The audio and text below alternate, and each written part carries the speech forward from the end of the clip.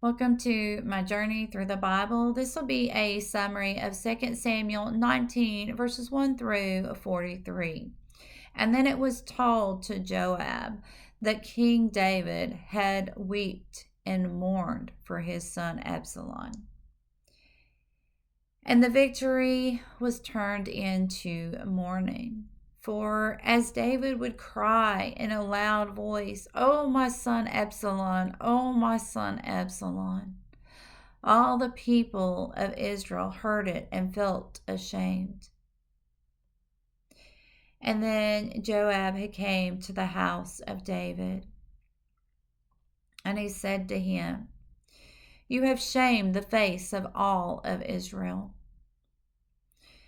We have saved your life. We have saved the life of your sons. We have saved the lives of your wife. We have saved the lives of your concubines. You love your enemy and you hate your friends. You have declared this day that you have no regard for the prince or your servants. I feel like it would please the king if all of us would have died and Absalom alone would have lived."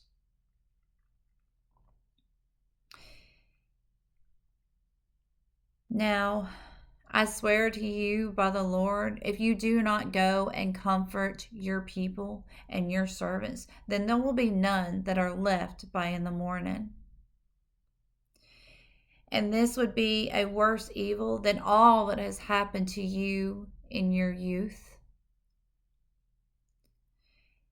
And the people went through Israel and had talked about how the king had saved Israel from the hand of their enemies. He had said, "The king has saved us from the Philistines.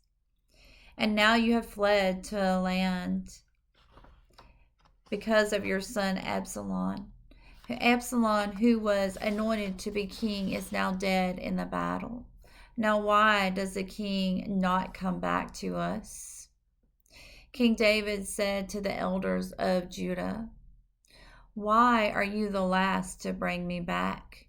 You are of my flesh and of my bone, but yet I am the last one that you bring back." And then David said, "You are the flesh and you are my bone. And may God do to me and even more if I do not make you captain of my army before me continuously. And you will be in the room with Joab." Now he bind the hearts of all the men of Judah as one heart of one man. And they sent word for him to return back with the men. And so King David returned and went over the Jordan.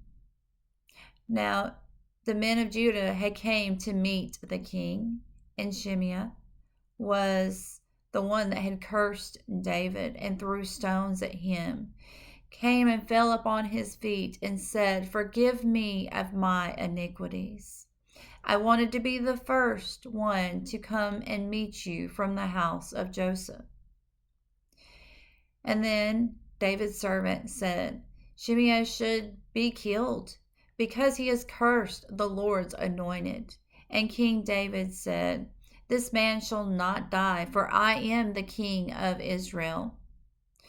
And then Ziba, the servant of Saul's grandson, had 15 sons and 20 servants. And as he passed over the Jordan, Jonathan's son had came to David. He had not dressed his feet or trimmed his beard, and he had not washed his clothes from the time that the king had departed from Jerusalem, even until he came back in peace. And the king asked him, "Why did you not come with me?" And he said, "My servants had deceived me. They told me the king was dead, and all that ate at the king's table was dead as well." And then King David said, "Okay, let us not speak of this matter again." And then the man that had helped provide food and bed and drinks for his men was very old. And David had asked him to come back to Jerusalem with them. And he said, "I will not come, but I will send my servants with you." And then the men of Israel said, "Why has our brother Judah stolen you away from us as our king?" And the men of Judah said, "Because the king is more kin to us than he is to you. And have we eaten anything at the king's cost? And has he given us only gifts?" And the men of Israel answered and said, "The tenth of the king belongs to us, and we have more rights to him than you do."